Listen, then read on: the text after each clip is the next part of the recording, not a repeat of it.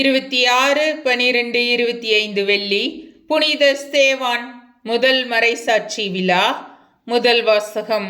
இதோ வானம் திறந்திருப்பதையும் மானிட மகன் கடவுளது வலப்பக்கத்தில் நிற்பதையும் காண்கிறேன். திருத்தூதர் பணிகள் நூலிலிருந்து வாசகம்.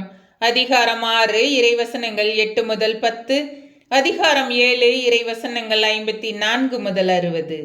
அந்நாளில் ஸ்தேவான் அருளும் வல்லமையும் நிறைந்தவராய் மக்களிடையே பெரும் அரும் செயல்களையும் அரும் அடையாளங்களையும் செய்து வந்தார்.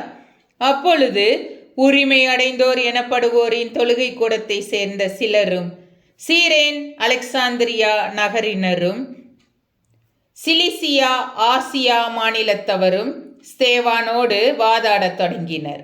ஆனால் அவரது ஞானத்தையும் தூய ஆவி வாயிலாக அவர் பேசிய வார்த்தைகளையும் எதிர்த்து நிற்க அவர்களால் இயலவில்லை. இவற்றை கேட்டவர்கள் உள்ளம் கொதித்தெழுந்தது. அவரை பார்த்து பற்களை நரநரவென கடித்தார்கள். அவரோ தூய ஆவியின் வல்லமையை நிறைவாய் பெற்று வானத்தை உற்று நோக்கினார். அப்போது கடவுளின் மாட்சியையும் அவர் வலப்பக்கத்தில் இயேசு நிற்பதையும் கண்டு, இதோ வானம் திறந்திருப்பதையும் மானிட மகன் கடவுளது வலப்பக்கத்தில் நிற்பதையும் காண்கிறேன் என்று கூறினார். ஆனால் அவர்கள் தங்கள் செவிகளை அடைத்து கொண்டு பெரும் கூச்சலிட்டு ஒருமிக்க அவர் மேல் பாய்ந்தார்கள்.